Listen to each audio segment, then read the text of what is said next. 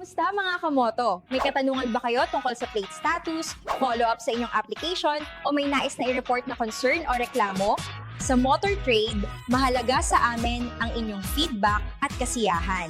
Para sa mas mabilis na assistance, bisitahin lamang ang Motor Trade Customer Care Portal.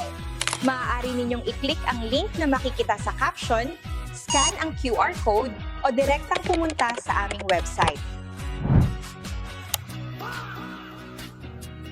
Ilagay lamang ang inyong detalye at concern upang agad namin itong ma-review at matulungan kayo.